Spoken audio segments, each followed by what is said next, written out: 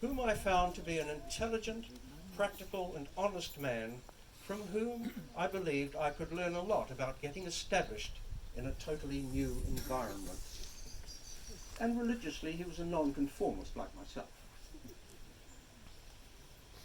The Queen of Beauty arrived in Auckland Harbour on Sunday, August the 9th, 1863, just 6 days before my 20th birthday.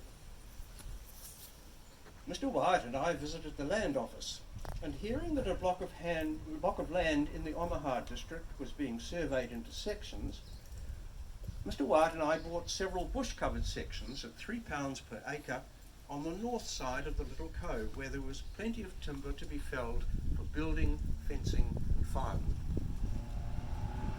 We came back to Little Omaha to make a start on the latter part of October 1863, travelling on the cutter Flora MacDonald, which put us and our belongings ashore on its way to Waipu. We camped on the flat and then erected on Mr. Wyatt's land on the hill a large marquee which he had brought from England. He then went back to Auckland and brought up his family, furniture and goods. But what a job it was getting all those things up that steep hill, especially 4 chests of drawers and many heavy boxes. At night I slept in Mr. Wyatt's marquee until I had put up a shanty on my land. Later on I built a small house of split slabs with a small window each side of the door, a large open chimney and 2 bunks at one end. I made a garden, grew maize, pumpkins and all kinds of vegetables.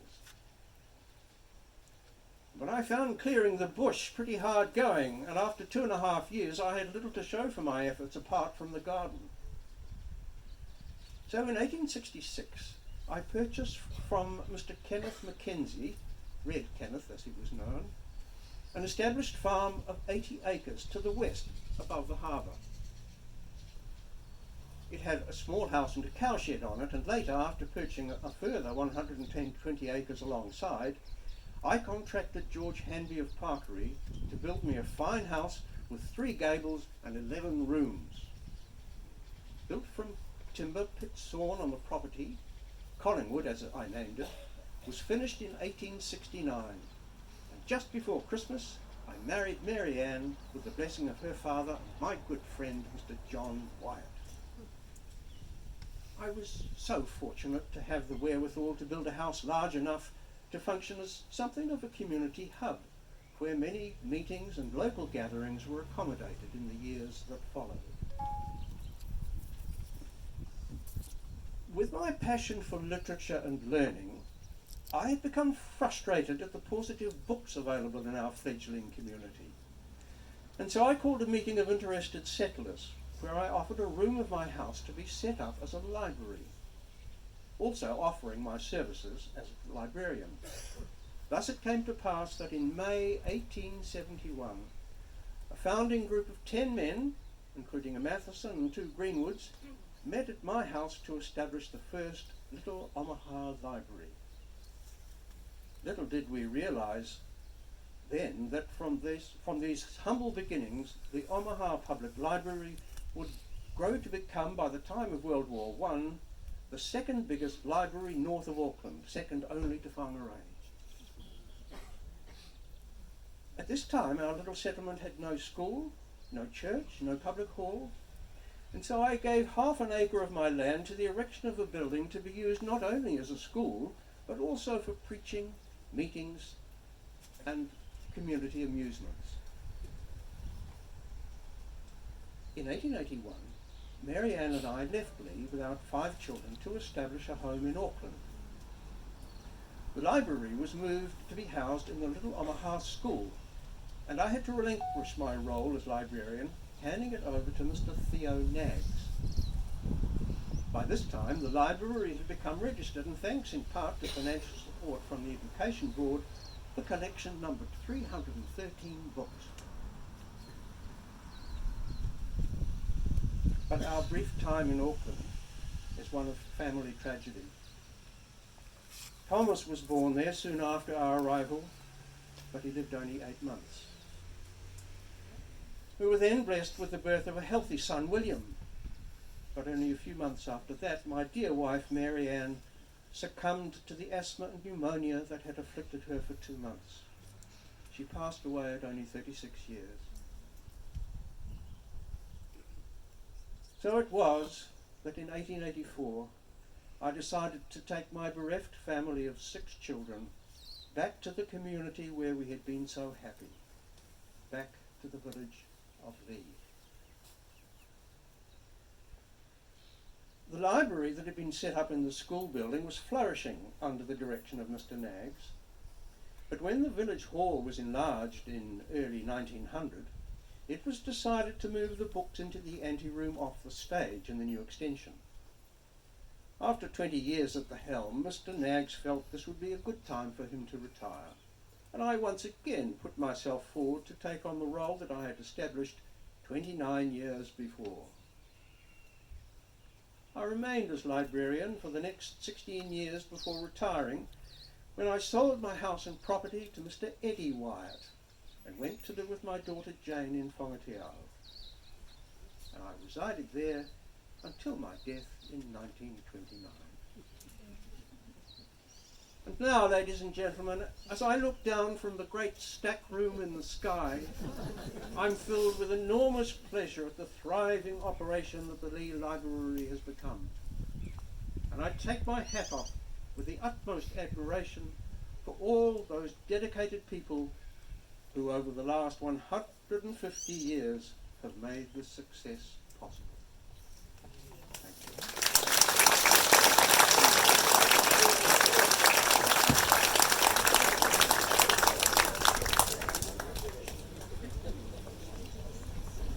Well, that was wonderful. I think we should give him another round of applause.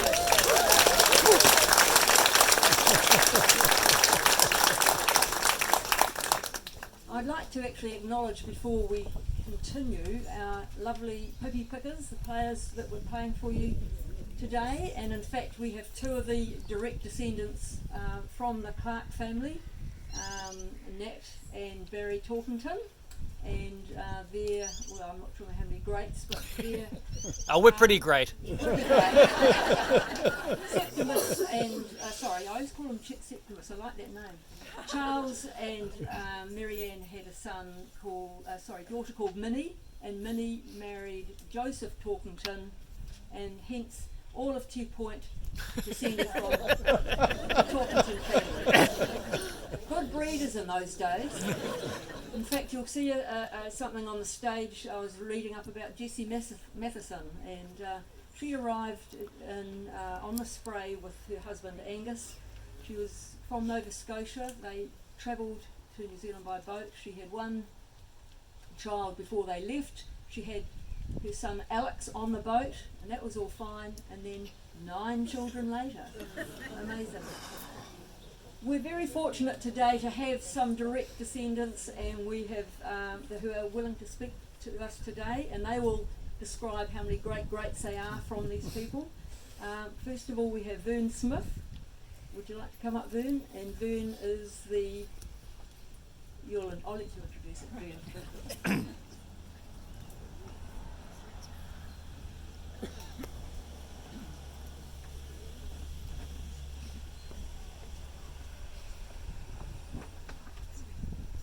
Well, fast forwarding 150 years.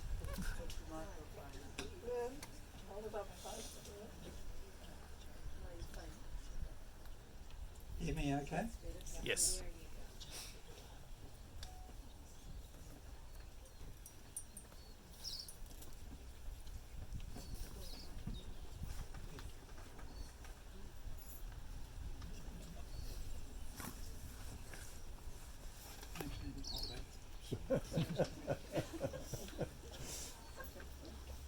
Okay, much of what we know about Charles Septimus Clarke. Use the mic.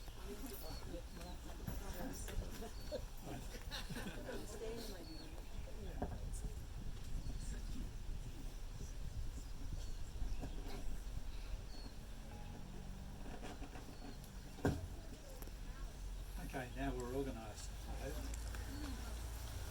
Much of what we know about the early days of Leigh can be attributed to Charles Septimus Clarke. Can't hear you. Yeah. How about this?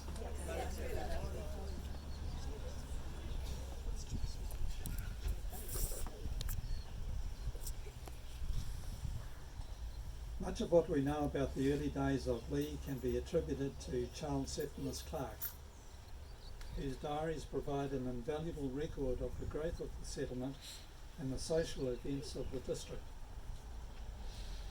Charles Clarke was my great-grandfather. He died in 1929, and so he missed me by some 11 years, though he seemed to be ever present throughout my childhood. The mysterious Grandpa Clarke, who was often spoken about by my parents and aunts and uncles. It was obvious that he had had a considerable influence in the development of the Omaha district and was very influential in his associations with family, friends and neighbours of the pioneering village. When Charles Clarke and John Wyatt established their beachhead on the north side of the Little Omaha Harbour, Charles was aged 20 and had been regularly writing a daily diary for at least 2 years, and was to continue for the remainder of his life. These were part agricultural records to help in the management of his farm, and part social dialogue of current events. Clarke died in 1929, and his diaries were passed down through his family, first to his daughter Jane, then to her older sister Minnie, and from there to Minnie's daughter Agnes, and finally to Agnes's eldest nephew, my late brother Elvin. Elvin had a strong sense of the preservation of family history, and he arranged for the diaries to be held under the guardianship of the Walworth Museum. By the time they had come into Elvin's care, approximately 20 years of the diaries were missing. We still don't know if these were somehow mislaid as they were passed around the family, or if they were separated from the main set even before Clarke's death. In 2004, my daughter expressed a wish to read the diaries, and this sparked a project to digitise them. So over several months, my wife Sally, my daughter Raven and I, together with our cameras and tripods, made regular museum visits and spent many hours photographing every page of the 29 volumes. Using this photographic record, I spent the next few years interpreting and transcribing the copperplate handwriting. And now we have them published on our website where they will be accessible to many future generations. Elvin once described Charles Clarke as staid, conventional and humourless. However, as Elvin was only 2 when Clarke died, this impression must have been based on reading the diaries and conversations with older relatives. Although his description might be partly true, a close reading of the diaries revealed that there is much more to Clarke's character. There are sections in the diaries that hint at a subtle, wry humour, but they are few and far between, and must be teased out from the agricultural facts and the social comings and goings.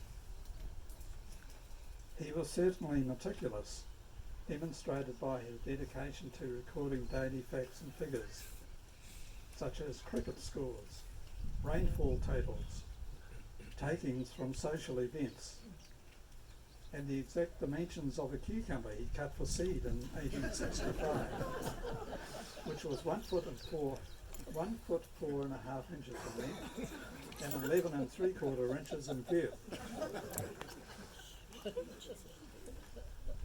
Elvin described him as staid, but contrast this view with his spontaneous decision at age 19 to leave England, saying goodbye to 4 brothers and 5 sisters, and board a ship bound for the far off colony where an uncertain life awaited him. It's probable that the reality of this new life was far from his expectations. In his first years in New Zealand, he used New Year's Day as a chance to reflect on the past year, and some of these entries are revealing. His first entry for 1865 reads, "I have now been up in Omaha a little more than 14 months, and I have made very little progress to speak of.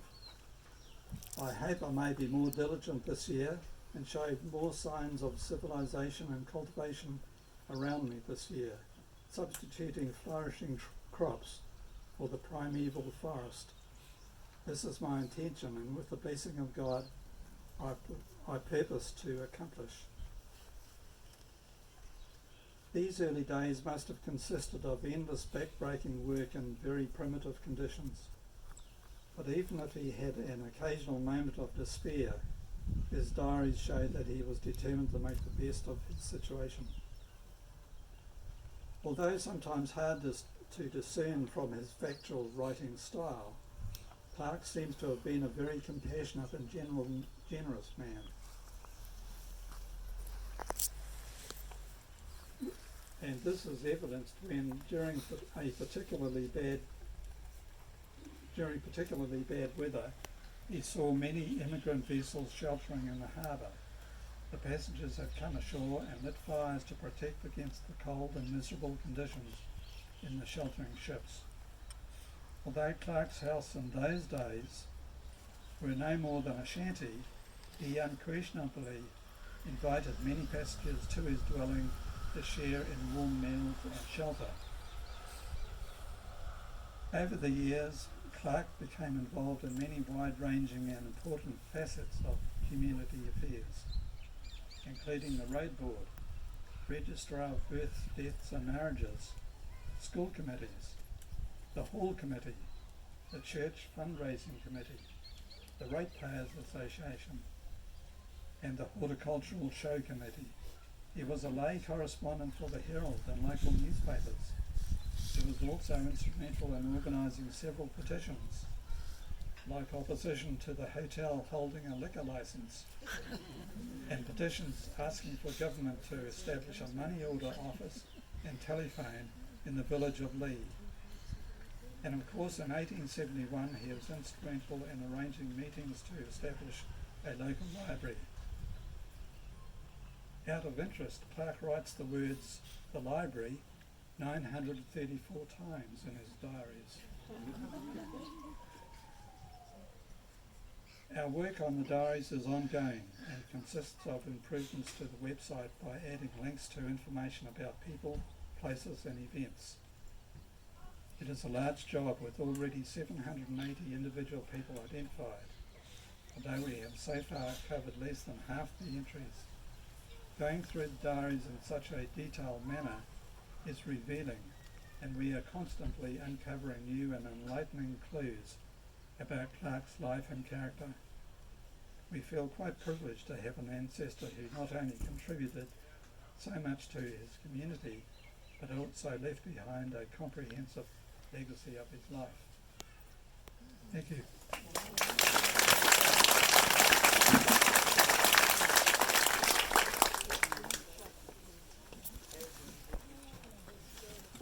Thank you, Verne, and thank you to Raywin, his daughter, for all the work that she has done. I've probably emailed her how many times, Raywin, over the last 6 months, and she has been amazing. So just to say that if you are interested in the history, Verne and Raywin have wonderful, the websites are just amazing, and you can't help but get enthused when you read the information that they've written.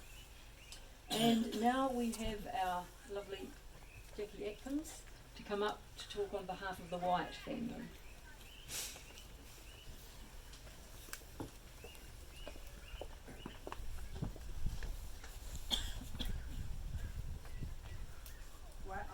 Wow, look at you all.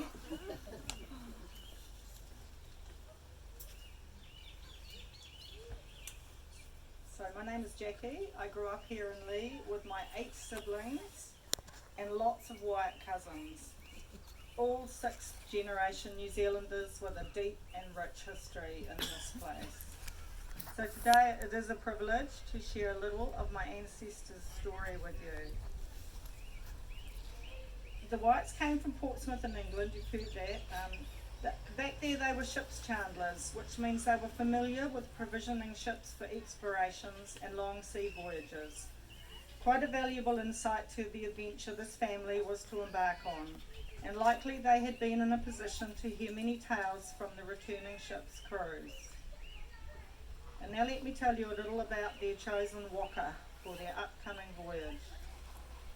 The Queen of Beauty was a clipper ship, a vessel designed to sail as fast as possible and to carry cargo.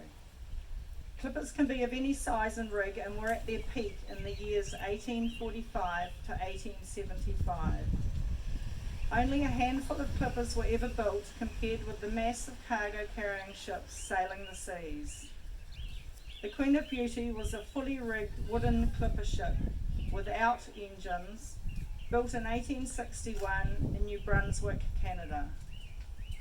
She was 190 feet long and she weighed 1235 tons gross. She had only 6 cabins, so most of her passengers travelled in steerage, a low ceiling space beneath the main deck. Captain Chapman was her master and she sailed under the British flag. The 8 members of my family about to board were 44-year-old John the Elder and his 43-year-old wife Marianne, my great-great-great-grandparents. Their son John the Younger, aged 20, with his wife Elizabeth, my great-great-grandparents, and their newborn son, just days old, John Charles, my great-grandfather, known later as Charlie Wyatt. Also my great-great-uncles Thomas, aged 18, Joseph, aged 14, and my great-great-aunt Mary Ann, aged 16. Remaining behind in England were 3 of John and Mary Ann's children, aged 22, 20 and 12.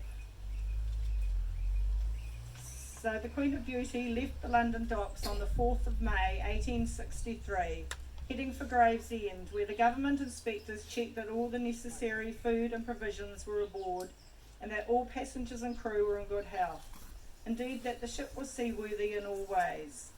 It also gave time for the passengers to finalise their preparations for the long voyage, fixing up any little extras for comfort. On the next day, 5th of May, the Wyatt's great adventure to their new life commenced in earnest as the Queen of Beauty cast off from Gravesend for its voyage to New Zealand.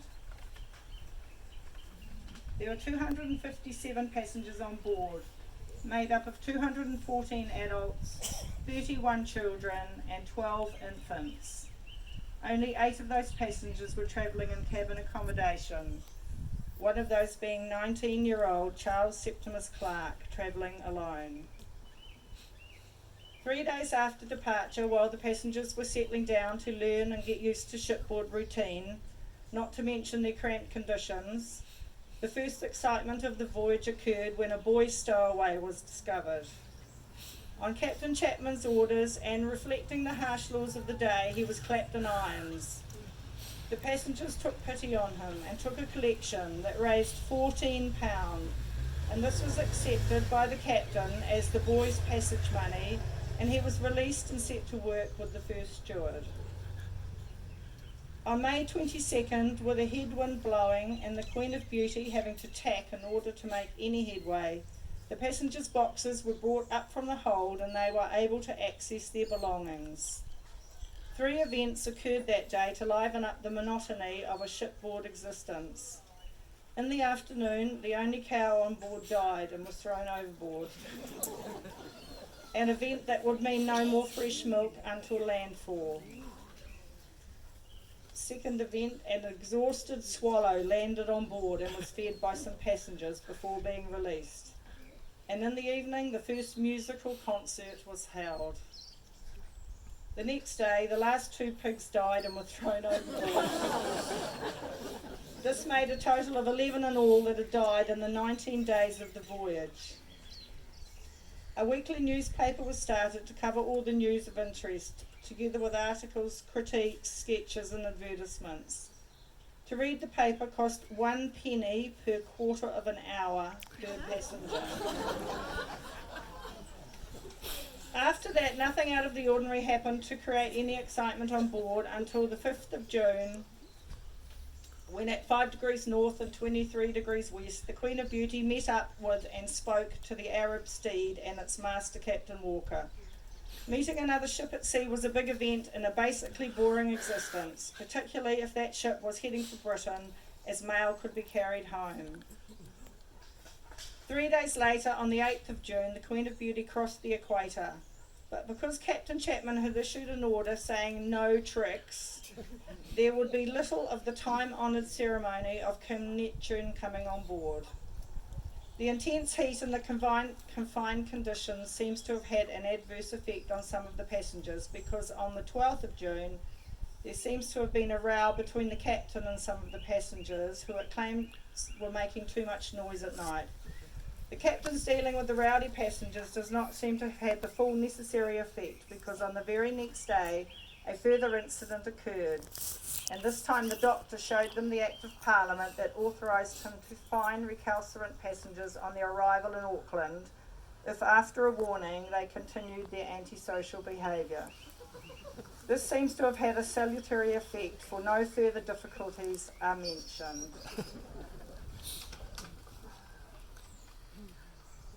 A much more exciting and indeed worrying encounter at sea occurred 3 days later, when on Tuesday the 16th of June, when the Queen of Beauty was about 80 miles off the Brazilian coast. About 8 o'clock in the evening, a sail was spotted ahead.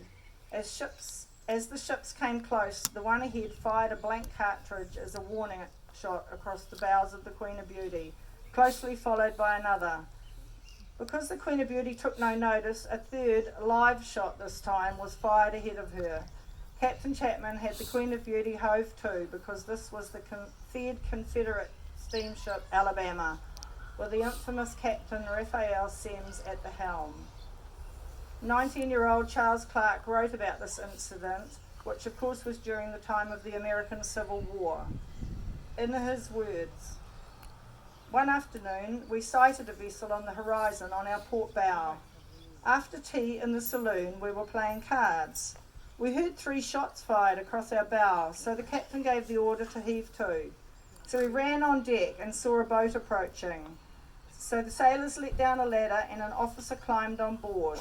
He was the second lieutenant of the notorious Confederate cruiser Alabama, lying in wait to sink Federal merchant vessels. The officer asked to see our ship's papers, so he was taken down into the saloon, and he satisfied himself that we were a British ship. The captain ordered the steward to put grog on the table, so we sat round the table chatting. The officer told us they had not been in any port for several months, so could we give him any newspapers? So we went to our cabins and gave him what we had. After shaking hands with all of us, he went back to his ship." And another passenger reported, "The crew of the Alabama's boat were a rough-looking lot, and they were armed to the teeth." At the time, there was considerable excitement among the Queen's passengers, many of whom, believing that they would be taken off the ship and landed on some island, hurried to collect their valuables and bags and kits and any other receptacle that they could rake up. In early July, as the Queen of Beauty sailed south to catch first the winds of the westerlies and later the roaring 40s, the weather became bitterly cold and the seas rougher. In these gales, the passengers' cabins were frequently flooded, and at times virtually everything from clothes to bedding must have been permanently damp. This was only to be expected, as June-July is midwinter in the southern hemisphere, and the pack ice from the Antarctic continent would be as far north as it comes. On the morning of the 24th of July, the ship was saddened to learn that a child had died and was committed to the deep in the afternoon, sewn up in a piece of sacking and covered with a large flag. There would not be long to dwell on this sad incident, because that day the Queen of Beauty experienced the worst gale of her voyage. Sails were split, and on each watch it took 4 men to control the wheel. I can only imagine the mood on board in these conditions of cold, dampness everywhere, extremely cramped conditions, with the hatches battened down and virtually no light at all. All around, the gale screaming incessantly, and fellow passengers frightened and sick. Such stories about the passage east along the Great Circle route through the roaring 40s of the Southern Ocean are duplicated in virtually every voyager's diary and serve to give the flavour of the conditions and hardships endured. The first sighting of land on the New Zealand coast was made at 7 a.m. on the 7th of August 1863, being the Three Kings Islands. There followed a slow beat down the east coast as the wind was in the southwest. On the evening of 9th of August, the Queen of Beauty dropped anchor off North Head, and on the 10th of August came in on the morning tide and disembarked at Queen's Wharf.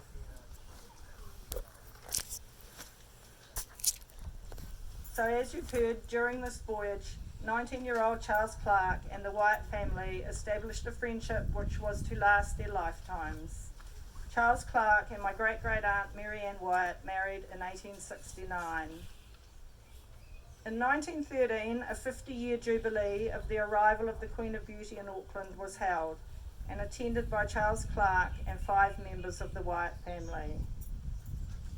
On 12th of July 1920, my grandfather Eddie Wyatt purchased from Charles Clarke the 159-acre Collingwood property for £2,000. In April of 1924, with the help of his father Charlie and his brother Jim, he dismantled the old Clarke homestead and prepared 3 pieces of it to be relocated further down the property and repurposed to become his home to raise his family in. On the May the 2nd, 1924, J.B. Birdsall arrived with his bullock team, and in less than 2 hours and at a cost of £1 10 shillings, they had shifted the 3 pieces to their new site. And over the ensuing months, a new home was created. My father was 3.5 years old when they moved in. The Collingwood property remains in the Wyatt family. My brother Peter dismantled the house some 20 odd years ago, salvaged all the good Kauri timber and has repurposed some of it as furniture and allowed me and my cousin Viv to have some of that Kauri for floorboards in our homes. So the Clarke homestead lives on. Thank you for asking me to share this story.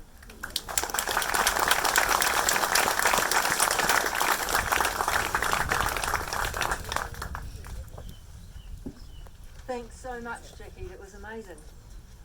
And now we have the lovely Val Stern to come up and speak on behalf of the Matheson family.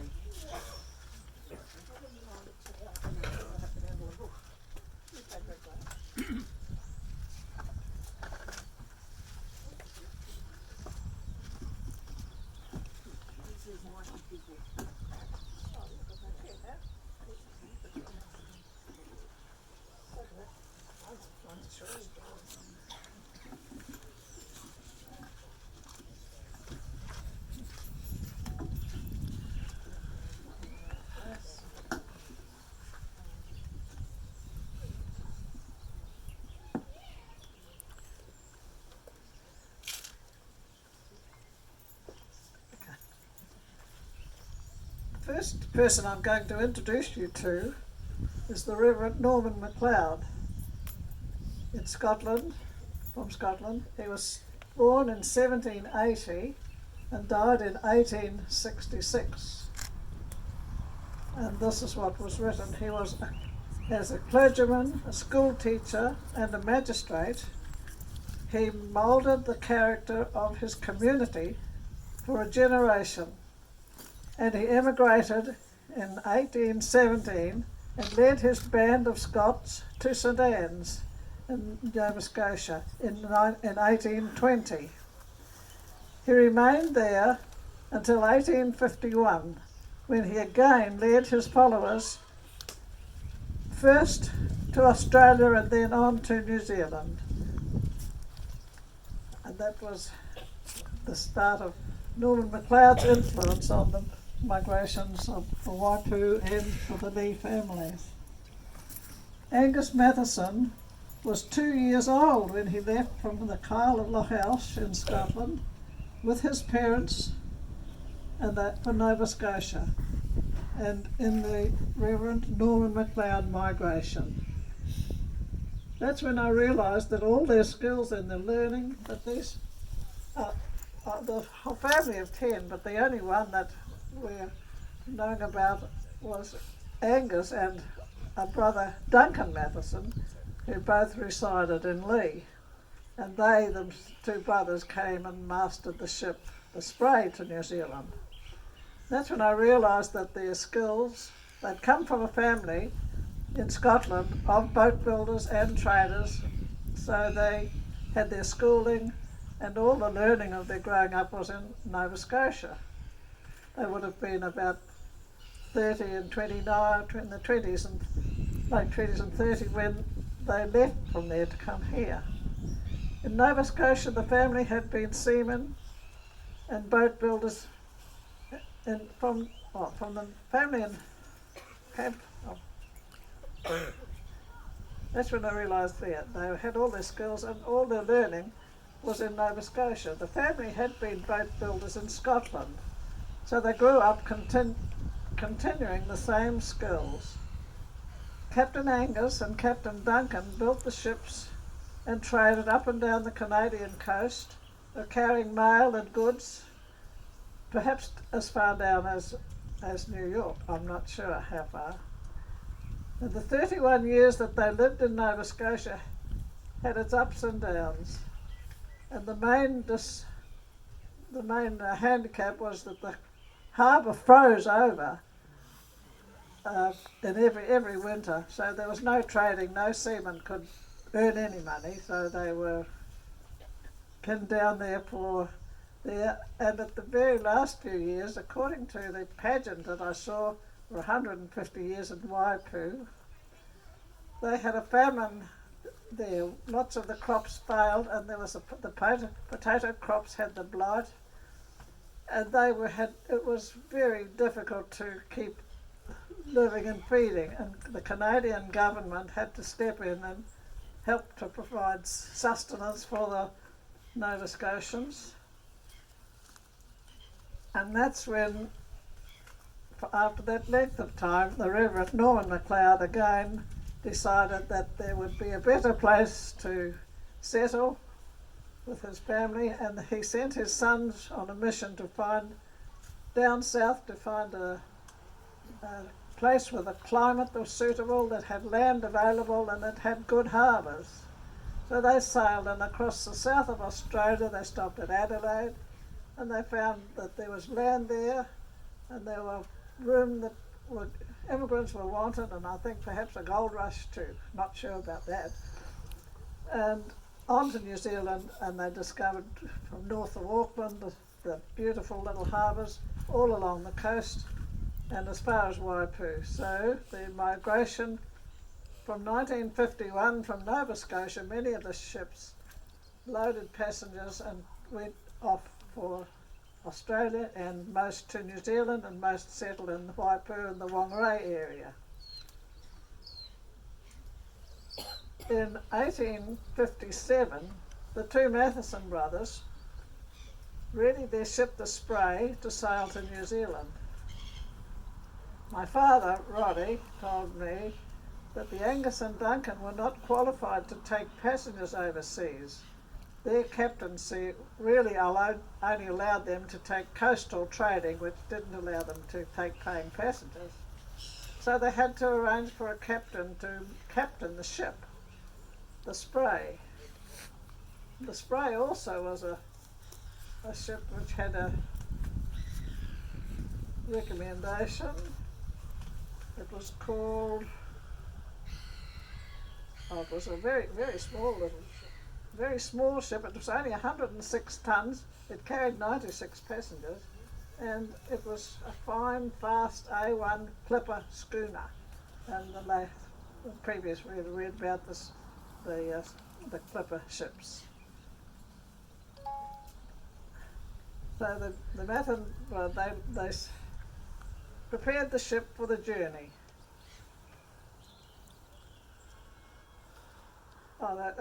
They had to arrange for a captain, and they knew of a captain that had been dismissed from previous employment because he had had a drinking problem. So they engaged him to sail the Spray, loaded, and just as they were ready to leave, they put him aboard a carton of whiskey, and the two brothers managed and sailed the Spray under their own captaincy. Captain Angus and his wife, daughter and daughter settled in on the journey, and while travelling around the Cape of Good Hope, baby Alec was born. And one family area I read here was written as A-L-I-C-K was born. He was my grandfather, which put Captain Angus my great-grandfather.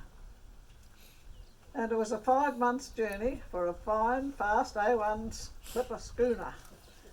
Within a month of arriving in New Zealand, Captain Anderson had been employed to sail the Spray to Australia with cargo and passengers.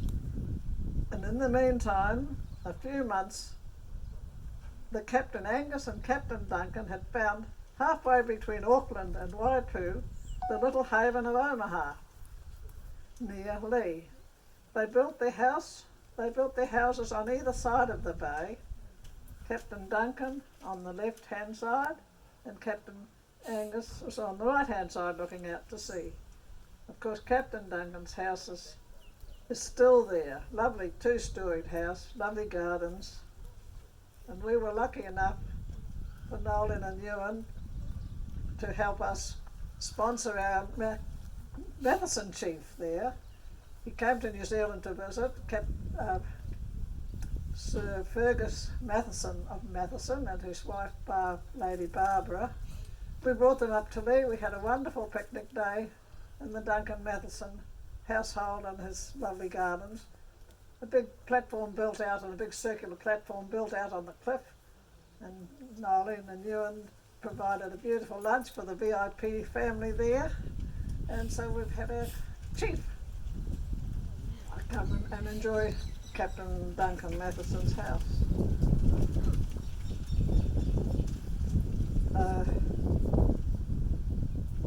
On Duncan's side, there was also, not in my life, I didn't see it, there was also big sheds and a slipway going down into the sea where the ships were launched. And there's a sad part to the story. The last ship they built was the Three Cheers, which was built at Leigh, and the hull was built, and while they were stepping the mast and the boom and the rigging for the ship, the boom fell and crashed down onto Duncan Matheson, and he was very seriously injured. And he died in Auckland Hospital, and he's buried in Grafton Gully. The Three Cheers was completed and built, and was a fast ship. It won many trophies at the Auckland Regatta. Isabel Matheson, a member of Duncan Matheson's family, she told me of the news that they received when he died. There's no phones, a scow pulled up outside the house, and it honked the foghorn until someone from the household rode out, and they were told then that Captain Duncan Matheson had passed away. Within a month of arriving in New Zealand, Captain Anderson had sailed to the passengers to Australia and back. So they were leasing their ships to others to money was coming in. Captain Anguson's house was deserted when Alec, the son born around the Cape of Good Hope, he'd built a house at Goat Island and he was engaged for quite a few years because he had to stay in the old house at Matheson Bay because there were still members of his older family there. He was taking care of them, being the man in the house of the family. When it was clear, he married the daughter of a near neighbour, a Mary Haskell. The Haskells lived in the small cottage at the top of the hill overlooking Leigh, and it was the home of Norris and Betty Wyatt, and it's just recently been pulled down. And the son Alec, my grandfather, he was a carpenter. He was a carpenter, and he was also the coffin maker for the village. So he was the first to know of any mishaps in the family. He got the news first that there'd been a death in families. He had to go and measure up. And Dad, his two sons, he lost two sons at the First World War. One buried in France, and the other died in Wellington in a very wicked winter with pneumonia and measles and the flu. We'd go quite a few deaths at that time, and he's buried in the Leigh Cemetery here. He was the coffin maker. And the last house that Dad said his father built was just from the post office along the road to the right and slightly down, and it was, I think, Archie Dunning's house. And it's still there, lovely cottage. And the lower front ground of it is a bulge that bulges out on the walkway, on the roadway down to the wharf. And it had a big guava orchard there. We used to sneak up and pinch the guavas from the road. And the information came to me not long ago, but 2 weeks ago. My granddaughter told me she found out a lot of news about your family building a boat for the Parkery Maori family.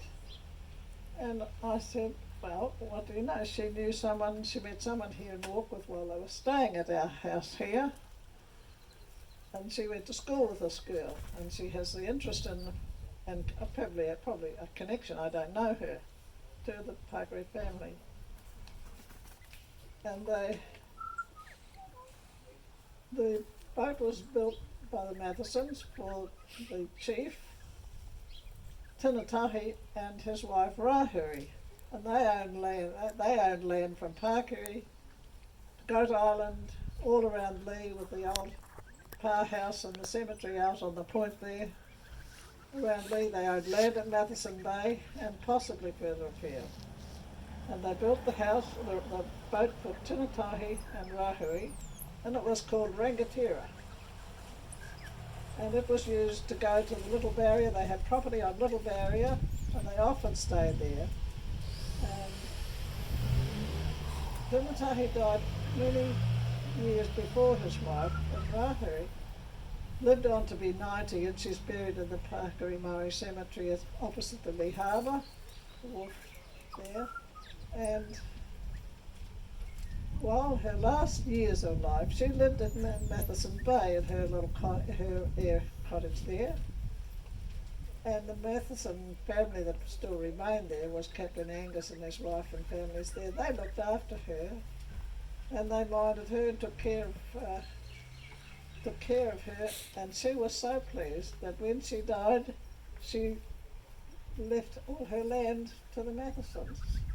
So that was this from a girl who met my granddaughter, and so that's another story I'm very interested to find out about the Maori chief Tinatahi. There's a road named in his honour along here, and his wife Rahuri, the chief and the chiefness. And that's, I can finish the last bit of the Matheson household, the Captain Angus's house. When Alec left, he married and he lived at Goat Island. And that was our home, my home all my life. And then the house stood there and it was just deteriorating. Nothing happened. It was leaking. There was stuff left in it. So Dad went with their father Alec, and they lowered the top half of the house, top floor down, collapsed the sides into onto flats, and on the roof, snigged down to the water, towed it round to Goat Island, pulled it up the hill where the car park now is for the Marine Reserve. And just at the top there, they built the second house for the two Goat Island brothers, Sandy and Agnes Matheson, my Auntie Sandy and Auntie Agnes. And they built this little 4-roomed cottage with a lean-to out on the side as a bit extra with the kitchen area in. And that little cottage still stood for many years. The last residents, I think, could well have been my brother Peter and Nita. and their children were there, born there, and lived there. And now I think I should ask David Wyatt, but he's not here at the moment, is he? I think it was used just not long ago as a practice for the fire station to practice burning down the house and putting the fire out. That was the last bit I know about the little house at Godard. That's my story.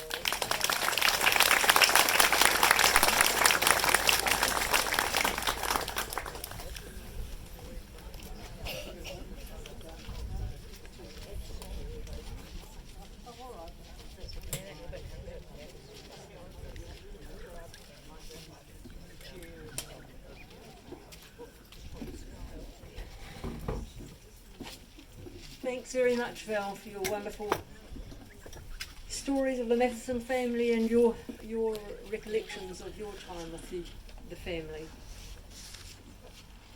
Just to go, we now have Julie Greenwood from the Greenwood family.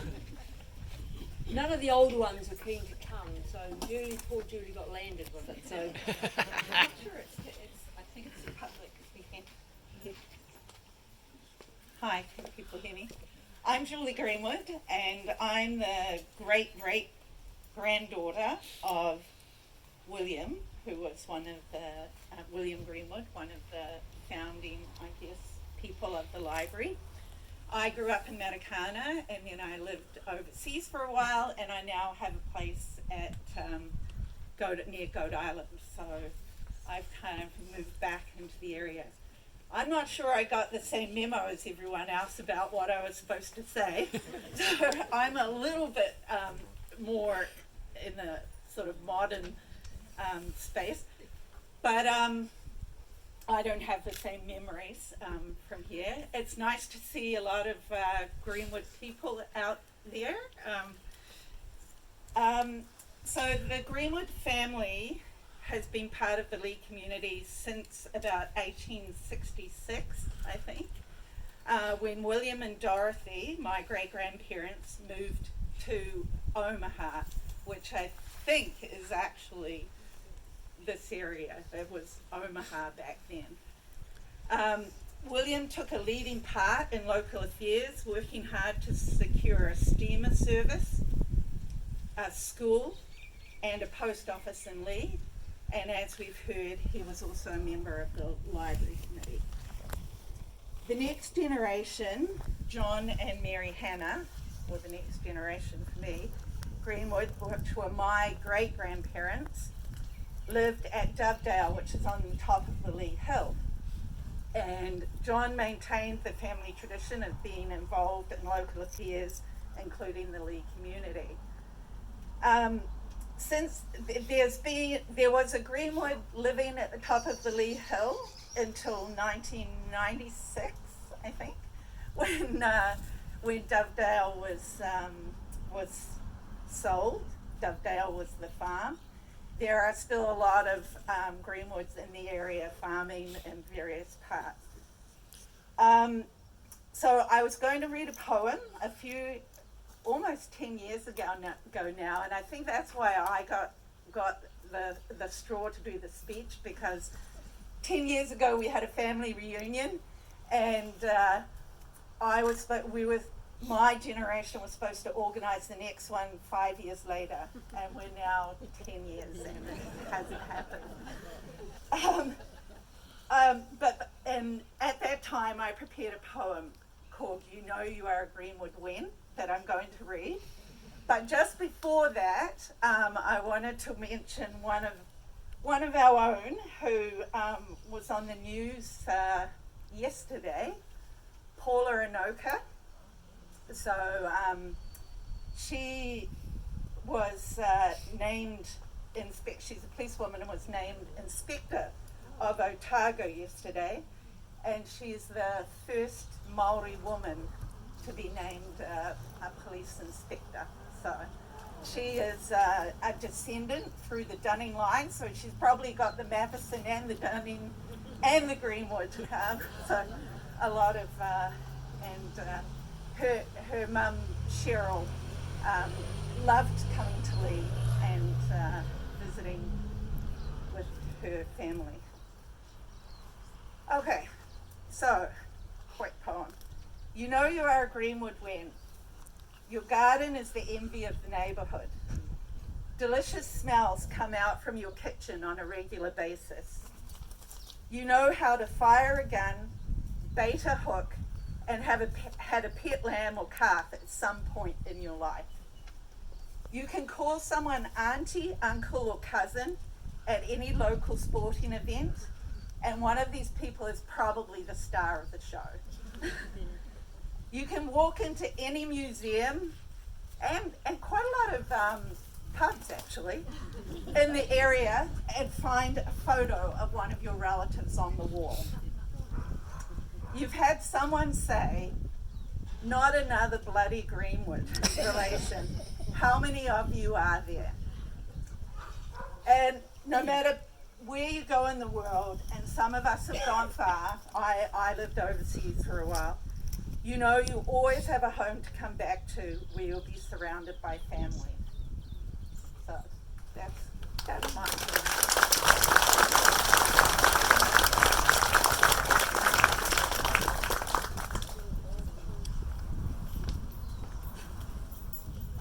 Thank you, Julie, that was great.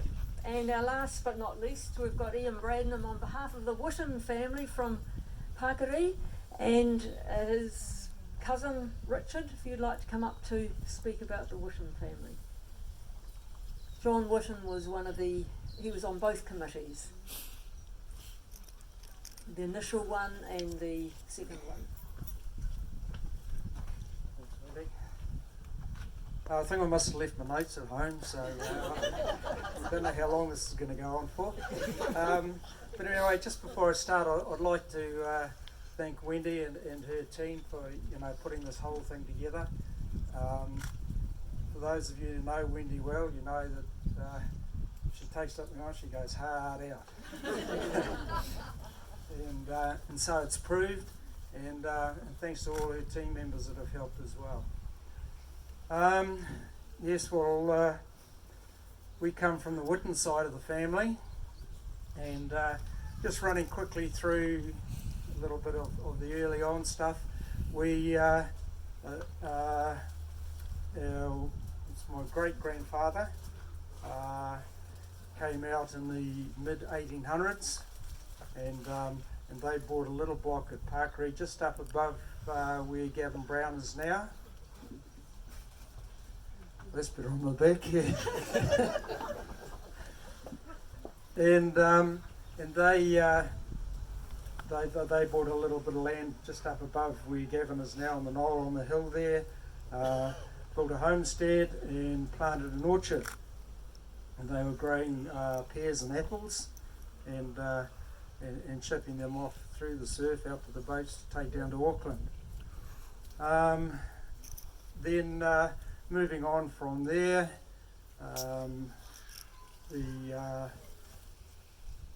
let's see, he had him and his wife, who was Anne Burton.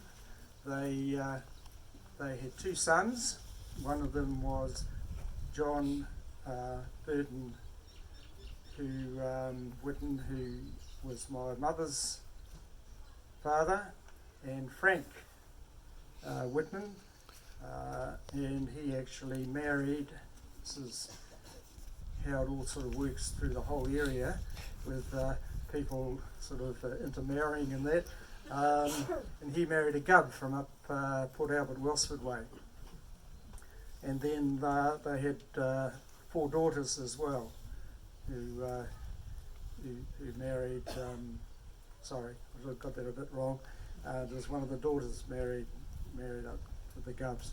Anyway, and so moving on from there to the next generation, that's when John and my grandmother had our parents, and my cousin Richard here, who was my mother's younger brother, was his dad, Ralph, and my mother was Dorothy, and then she had another older brother, Harold, and an older sister, Winifred. And they sort of brought up in Parkery, and perhaps a couple of reminiscences what I sort of heard from the mother over the years about life in those days in Parkery. They all went to the local Parkery school, obviously, and used to ride their horses up to school. And I remember her saying about in the weekend sometime they'd ride their horses over the hill to Leigh here, or Omaha as it was then, and just to get an ice cream. And when they had to do the shopping, often her father would walk around the rocks from Goat Island, from Parkery to Goat Island, and to come and do some shopping here. So, you know, it was quite different times, and she spent a lot of her time with her cousin Joan Williams.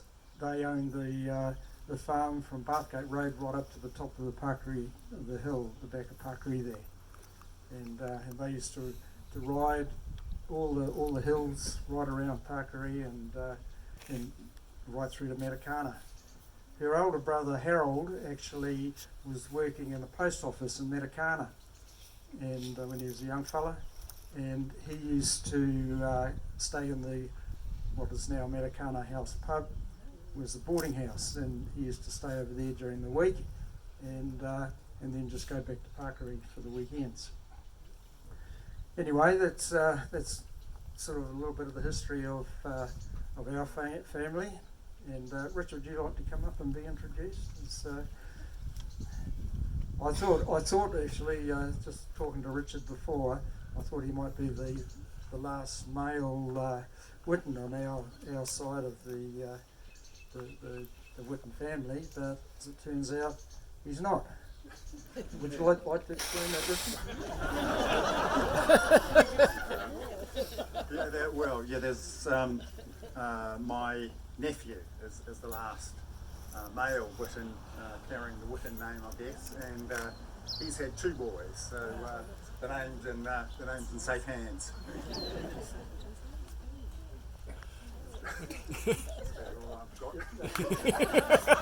Okay, thanks folks, and let's enjoy the rest of the day, eh?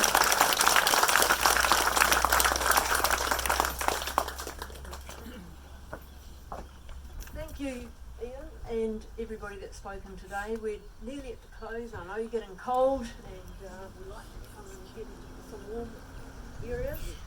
Our final ceremonial task to do today is to actually unveil our interpretive historic board that we've had made. When we discussed what we were going to do, we talked about a cake, and we thought, well, you have a cake, you cut it and eat it, and that's it, all gone. Well, we've had the board made that's here for all time to give not only our local people a knowledge of the library, but also lots of visitors that come around. So a lot of the newer residents in Leigh who have not been here for a long time, I'm sure that you've had a wonderful experience of hearing some of the stories of the forebears of the area, and encourage you to become part of the community and to be spoken about like their families have been in another 100 years' time. We have three wonderful ladies who are going to be unveiling the board today.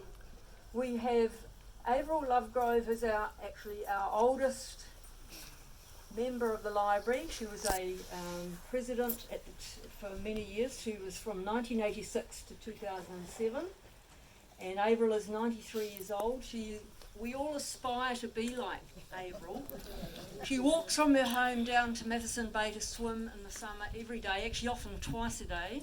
She walks, this is from Frost Road, she walks to the library. She does Tai Chi twice a week. I can tell you she's a great driver. I've been with her she loves her opportunity shows.